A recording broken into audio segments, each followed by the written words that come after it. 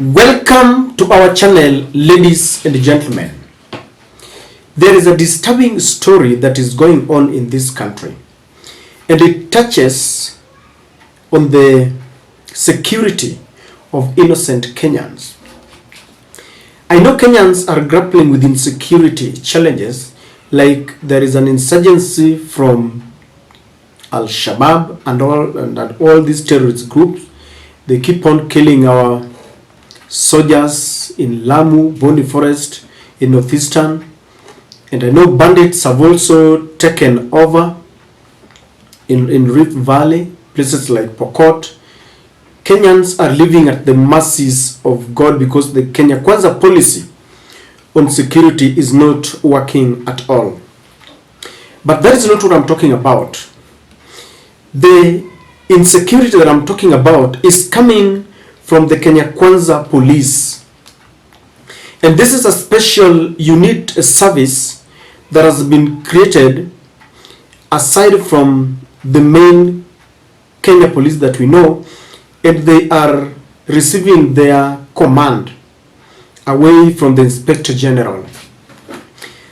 It is like the special service unit that William Ruto himself told the country that was killing people and dumping them in River, something that we're still waiting for proper investigation and those perpetrators of those atrocities to be brought to book.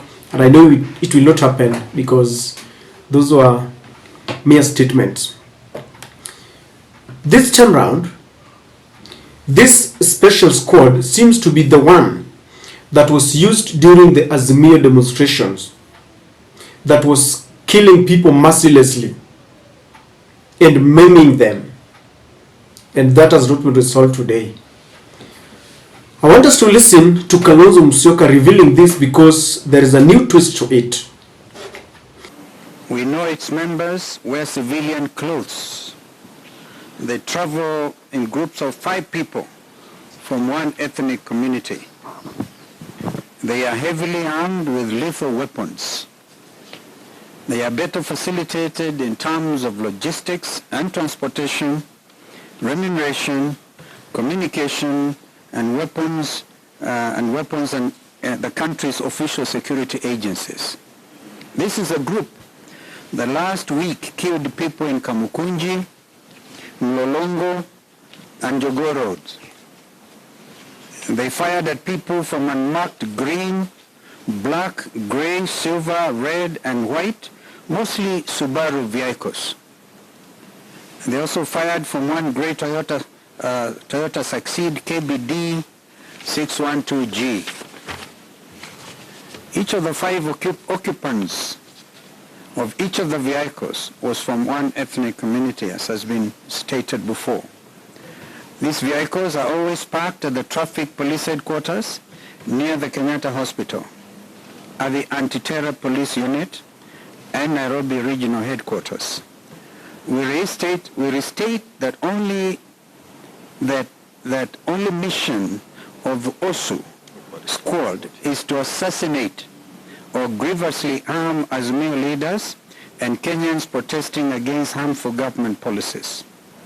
OSU is a squad Kenya Kwanza resolved to cooperate with, supposedly to ensure that there is no loss of life and livelihoods. It is a squad that will kill people tomorrow and during upcoming protests. We thank Kenyans on Twitter and on social media because they on their part have been able to pick on this killer squad and spread it all over. Of course, we are still gathering evidence in this regard. When Azimio made those statements, many Kenya Kwanza apologists dismissed Azimio as a group that was seeking for sympathy and looking for political gains, and they refused. No such a thing happened. One of the people who spoke against this and did not agree with Azimio was the city lawyer, Ahmed Nassir, and is one person who has never supported Raila Odinga, and he took that opportunity to tell off the Azimio. Now, this time round, what has happened to him is what many people call in the Kenyan term kimemramba. This special service unit rained on one of his tribesmen, one of his clients, one of his friends. He took to Twitter and he was lamenting. This is what he said, that Mr. Osman, of course Mr. Osman is the picture that you're seeing there. Mr. Osman, the former MCA for South Sea, was abducted by policemen under the command of a powerful politician 2 weeks ago. Osman visited me in my law chambers today and narrated his heart-wrenching ordeal. They held him for 8 days and tortured him brutally. Apparently, this powerful politician has special policemen from his tribe under his command and are independent of the normal police command structure. This is very worrying. This is a very worrying trend, and President William Samoei Ruto must come openly and address this troublesome event of Mr. Osman and tell Kenyans why they are being abducted. It is worrying because Kenyans are being abducted, held for weeks, tortured, and then released. Mr. Osman's case must be independently investigated and his abductors brought to book. We thought abduction ended the day the term of Uhuru Kenyatta ended. Or, you see, the problem with these Kenya Kwanza friends is that they can never complete a statement without apportioning a fair share of the apportioning a blame to Uhuru Kenyatta. They think that when they bring in Uhuru's name, then it will sound more credible. When you read what Amed Nassir is saying, and you relate it to what Kalonzo was saying, for example, the command of this special unit coming from one tribe, being facilitated in terms of weapons and all that, then you will realize that there is a correlation. This story reminds me of the biblical Pharaoh, who, when God sent Moses and told him to release the Israelites to go and worship him, he refused. And he witnessed several, miracles. Until such a day when his male firstborn died. That is when his eyes opened and he voluntarily allowed the Israelites to walk out of Egypt. We live in a country where we are very self-centered and very selfish. We support a particular regime because of our interests. Now, when they rain on us and we rub shoulders in a different way, we realize that this regime is bad. People like Ahmed Nassir, up to date, they still believe that William Ruto is a good president. Or they know that there are some of these things that he does that are not good, but they don't want to accept, courtesy of pride. Now, when Osman was abducted, Ahmed Nassir is now coming and telling us that this regime is entertaining such kind of groupings that are meant to abduct Kenyans and they are killing them. What is the difference between the good Kenyan Osman and the other Kenyans who are abducted? In fact, Osman should thank his God that he's alive, because most of those people who are abducted were never alive. It reminds me of this story of Angie, even though it is very fishy. There are dots that are not adding, but the fact that she's saying that some people abducted her for some hours, I don't know, some days, and locked her in some solitary place where even going for a call was a problem, then we are in a worrying trend. We are going back to the one-party state during the Nyayo era.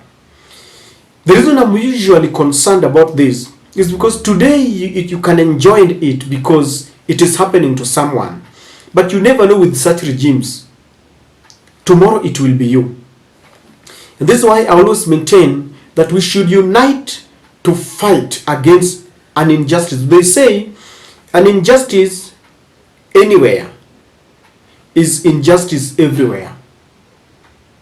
We must not allow, even if you don't agree with someone politically, let us try to ensure that the underlying human rights are not trumped. You don't do something or enjoy when someone's rights are being taken over.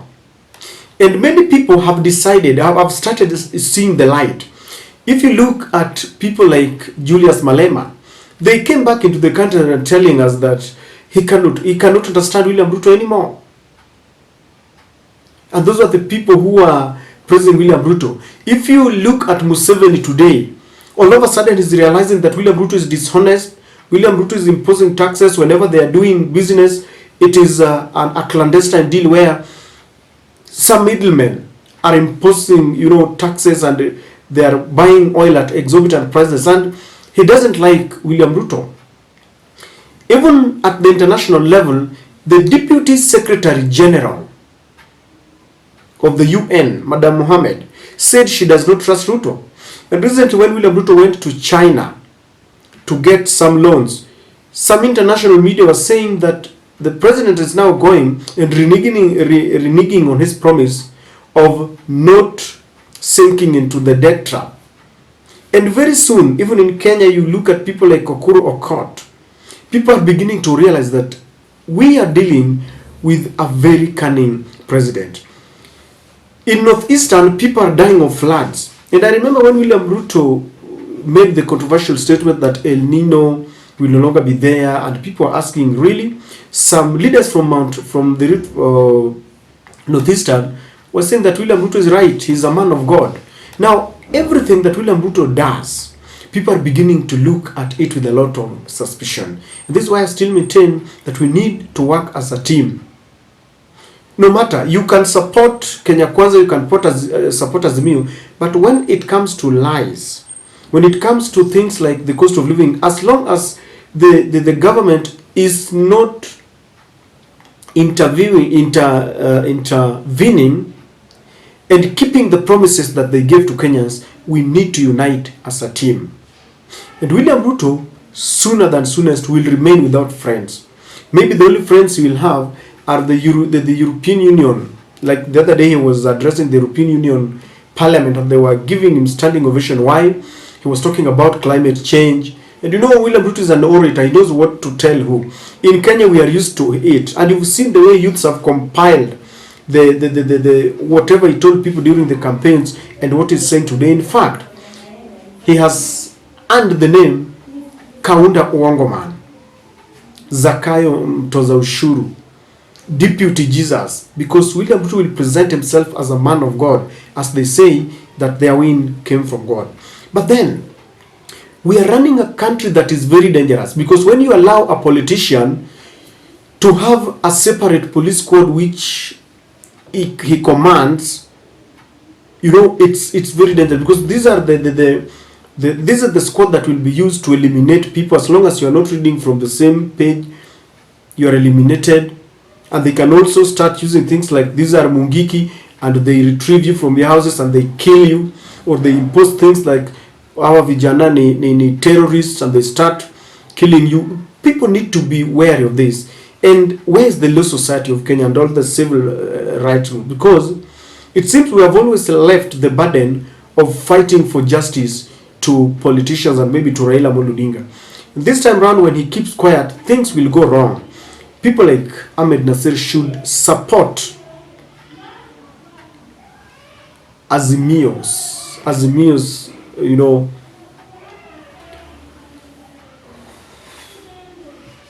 people like Ahmed Nassir should support Azimio's resolve to fight against atrocities, because that is what Azimio stands for. Fighting against corruption, fighting against this kind of terrorism coming from the government itself. Now Kimemramba, but I'm wondering why he's still blaming Uhuru Kenyatta. And before he knows it, it will reach his door. William Ruto is the commander-in-chief of all the armed forces. Do you think there can be another squad that he doesn't know? Do you think? Because Ahmed Nassir is saying there that he's appealing to William Ruto to rein on this terror unit. Is he afraid of telling William Ruto that is the commander-in-chief and should ensure that such things don't happen? Who is this person who is more powerful that apart from Ruto, who is the commander-in-chief, can also command another squad? It is very sad, and we are sitting on very precarious grounds. This is a time bomb waiting to explode. And when it explodes, it will be too late for those who don't want to speak, those who still want to hide under their political cocoons, tribal cocoons. Someday, you will repeat the very words that have always been spoken, that they went to Azimio, I never spoke because I didn't belong to Azimio. They went to Kisumu and they killed people, but I didn't speak because I don't reside in Kisumu. Then they came to me. There was no one to speak about it. Ladies and gentlemen, we need to rise up and speak because we have a rotten government. We cannot have a government where there is a secret squad that is eliminating people. It seems this squad is still there. You can be the victim. Today you may think you are a darling of the government. Tomorrow you will not.